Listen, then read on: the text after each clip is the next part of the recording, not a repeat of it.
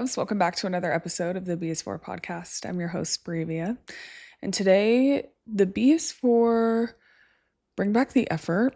I feel like life will give you the same lessons repackaged until you learn and apply your learnings to the new lesson. There's been a lesson that I've needed to learn that I am learning as of recently that's just like repackaged itself. It kind of stems around just giving people grace and what that actually means and the amount of effort that it requires to actually maintain relationships and to give grace. And you were also talking to one of like the most rigid people. Like I have historically been a bit of a control freak, a bit of like, not like trying to control other people, but trying to control outcomes. I feel like I have always struggled with just letting things play out. Like I always have to figure out what's going to happen next, how is it going to happen, what needs to be done. And I've also just kind of categorized things quickly. So I'll put something in like one bucket and put another thing in the next and like assign it before I've given it a chance to grow, or I won't revisit it to move it to another bucket. I just kind of do that so that I can feel like I'm controlling the outcome, honestly. And I was reflecting on a situation that happened recently and thought about a comment someone made to me years ago, because I have shared this before, but I would be so quick to just cut people off and just like block someone's phone number so fast, like not fully sit down and understand the why behind things or give people the opportunity to like evolve and change.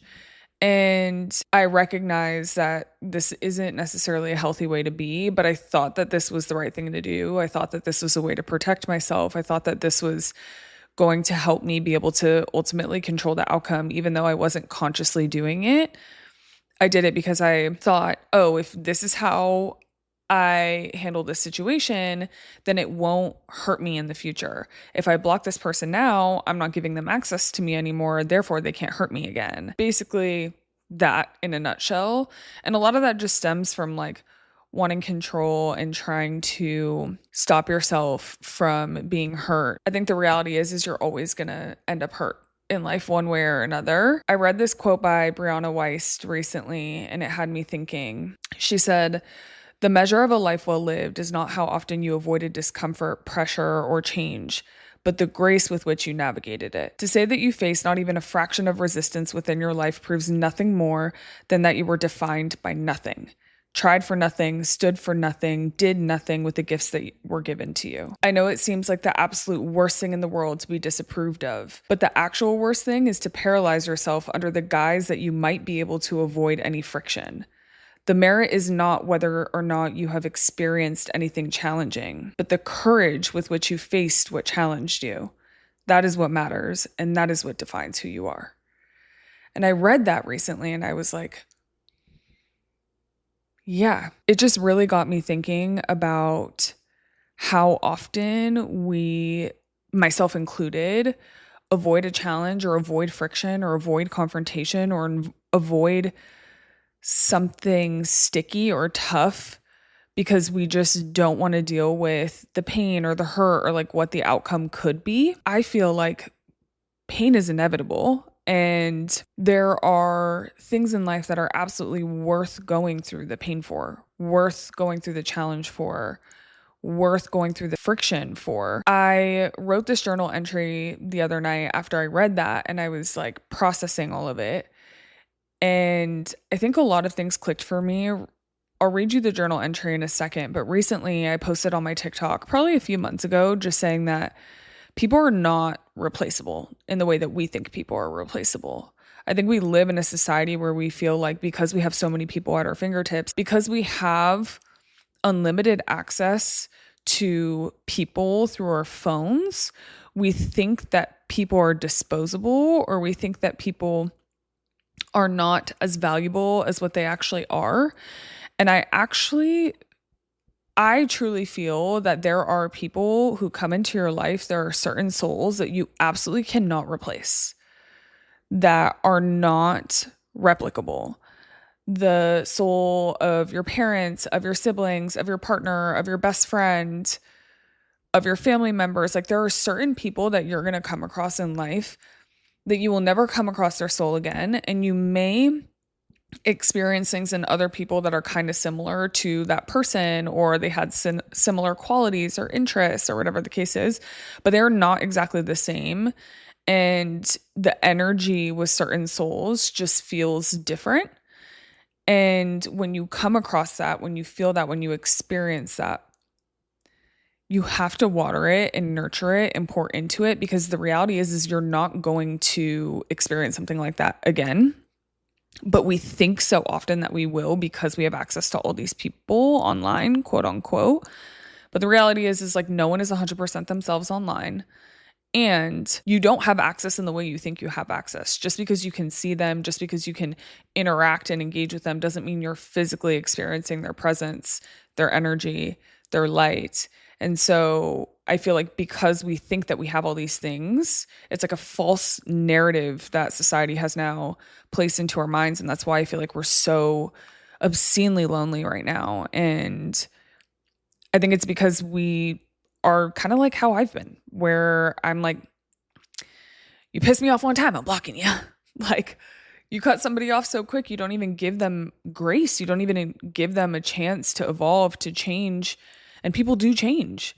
And I didn't believe that for a really long time. I was like, what you see is what you get. But that's so not true, because I've changed so much. Like, I am my own example of ways that I operated a few years ago is not the way that I would operate now. And like some things that I used to do or mindsets that I used to have, honestly, are like embarrassing to me now. And like mistakes that I've made too. I can genuinely say this, and I think that anyone who is a human being can say this.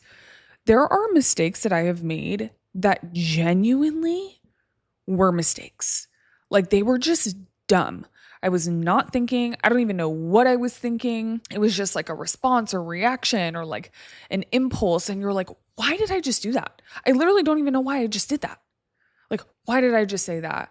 Or why did I just tell this person this? Or why did I just say no when I wanted to say yes? Seriously, some of the dumbest things, like a interaction with a barista where you like said something wrong and you're like, why did I just say that? Or like you do something that hurts someone and you're like, I literally did not mean to. Like it didn't actually have meaning in it. I hate that I did that. I regret that I did that. I feel bad that I did that. It was just a dumb ass mistake, like so dumb. But then when roles are reversed, and I'm like this, or I'm working on this, when roles are reversed, I'm like, oh no, there was some sort of ulterior motive, or they knew what they were doing, or you can't just make a mindless mistake like that. But then when it's me, I'm like, you can. And that's what I mean by grace takes effort, is giving yourself enough time to slow down and look at people's actions and realize that every single person is human. And although there are people who are malicious, and although there are people who do have ulterior motives, there also are people who don't. And there are many times that you've made mistakes that you didn't mean to make. I'm going to read you this journal entry because I feel like I put it so much better when I was writing it out. I called the journal entry "Grace Requires Effort." The real meaning of it is truly holding space for someone although you feel unaligned with them. Alignment is not permanent. People change, contrary to popular belief. We don't know the grace we need until we need it. And if I can look at myself and think how dumb a decision was and have no idea why I made it, then surely other people can too. I'm learning to seek the goodness in people. And yes, at times I'm reminded of the bad, but it oddly makes it more rewarding to still seek the good. We're so quick to write one another off.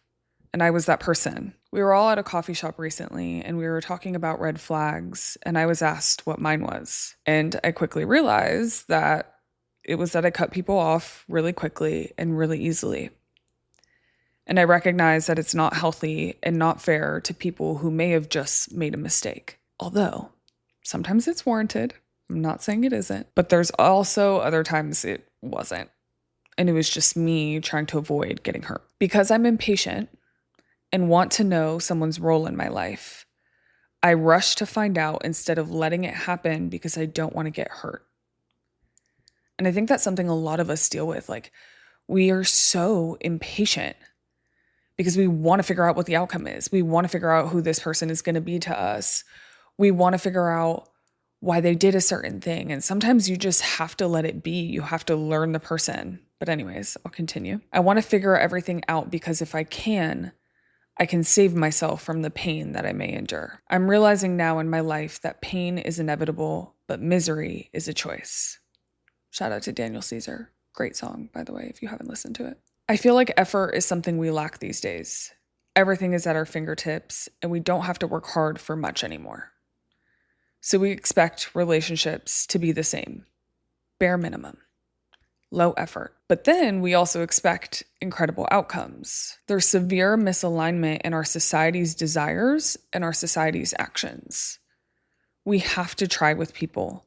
We have to be patient and get to know them. We have to put in effort.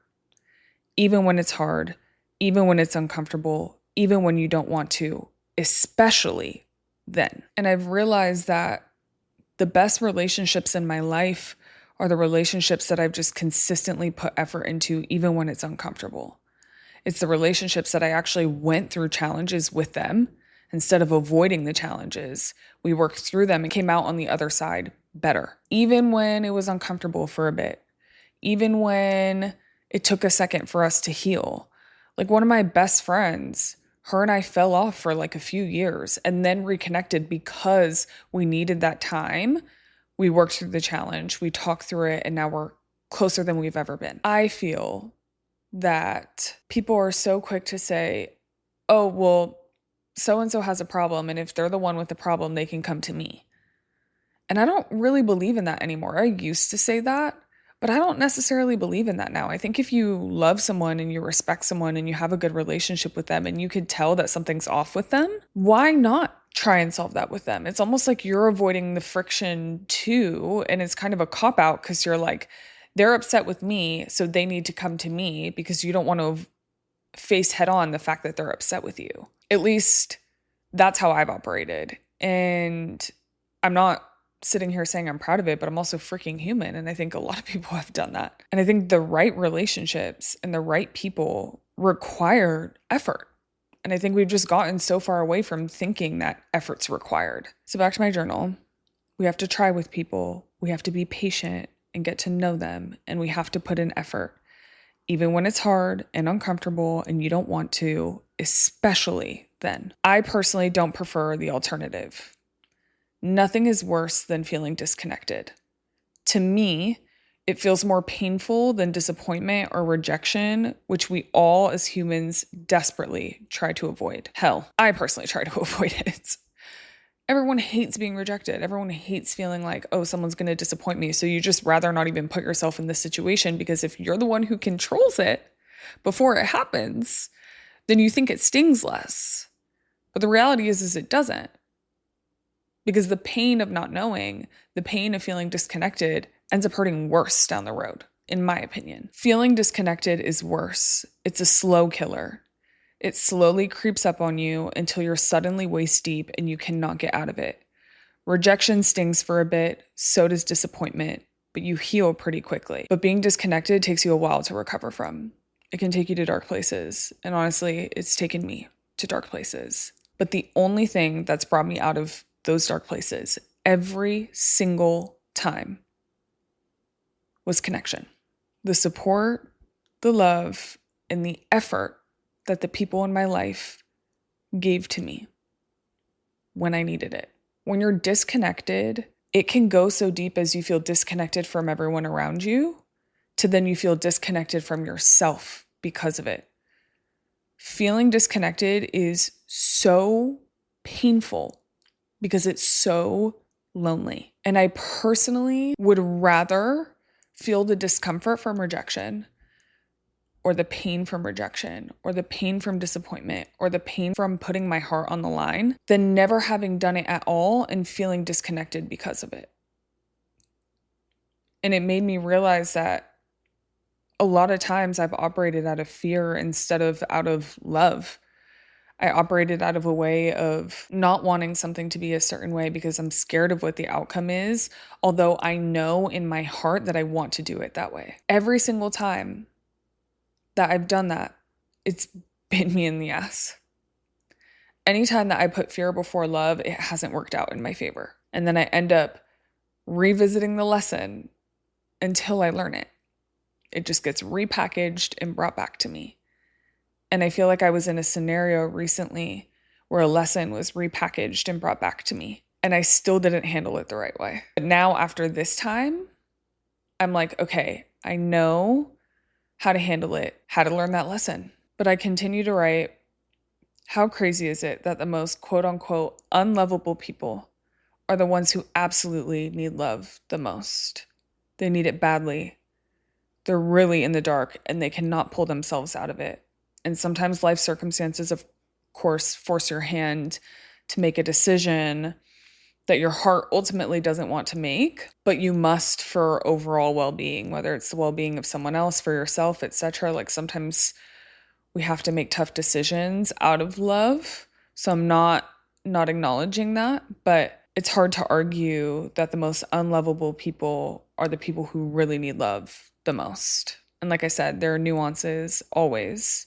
But generally speaking, so much pain is a derivative of a lack of love, is a derivative of a lack of connection. And then we wonder why we have a loneliness epidemic. I feel like we've forgotten the imperative pursuit of connection. And maybe we've forgotten pursuit in general. But effort is vital. And to me, that starts with giving grace. I get it. Giving grace is hard. Putting in effort is hard. And a lot of us have put in effort beyond what we think we should have. A lot of us have worked so hard to navigate stuff with someone, etc., and it doesn't go anywhere, or the outcome isn't what it was meant to be. And I think the reality of that is there's nothing wrong with you putting in the effort. It's just the fact that your effort wasn't met. So sometimes we flip the script of like, I put in all this effort, it didn't get me the outcome that I wanted, therefore I'm not putting in effort anymore. Lack of reciprocation shouldn't negate effort. It just means that you should redirect your effort. Pour it into yourself instead. If you feel like you're depleting yourself in order to put effort into someone else, then look back inwards and say, all right, it's time for me to put effort into myself right now, because I've been neglecting me, because I've been not putting effort into me, and giving yourself grace through all of that. Giving people grace. Some people are just not in the same spot as you. They don't have the same tools that you do. They don't have the same life experiences that you do. And it takes effort to get to know them and what matters to them. It takes effort to learn them. It takes patience. It takes time. And this is all things that I've really had to tell myself, because if there's anything consistent across all of my best friendships and best relationships, it's effort that we have put in grace for when we've made mistakes. Literally my best friend of 15 plus years, her and I, during the hardest time of my life, had like a fight. Valid in that moment. Our feelings towards each other were valid in that moment. And we worked through it and we still put the effort in, even though it was hard, it was uncomfortable, it was tough conversations. It took a while for us to like get back on track and be quote unquote normal again.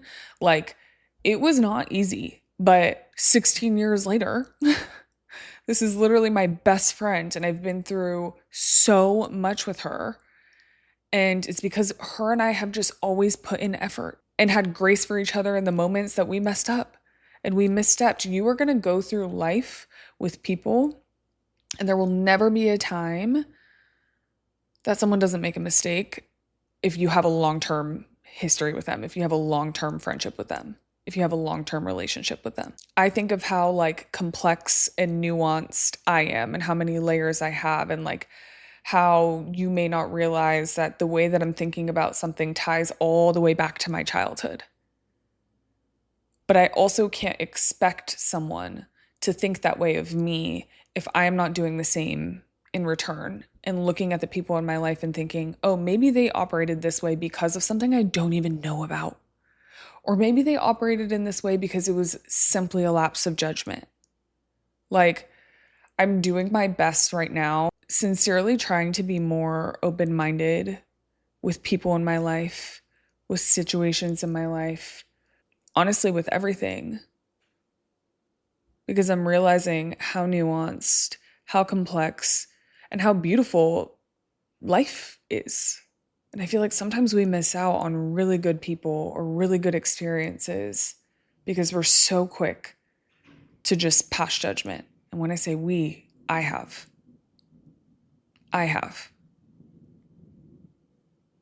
But I'm working on that. I'm working through that. And I just felt like it would be something good to share because it's important. And I think we need to be reminded that, like, sometimes takes time. And my impatient ass wants to figure everything out right away. And the reality is I'm not going to.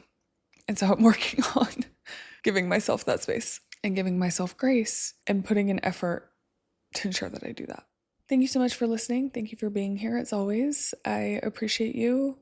And my challenge for you this week is to reach out to someone that you've been wanting to get to know, or maybe you feel like you've misunderstood, and just like try to get to know them a little bit better. The world needs more of that, for sure. Talk to a stranger. Say hi to someone. Put in a little effort. It'll come back to you. That's it for now. I will see you in 2 weeks.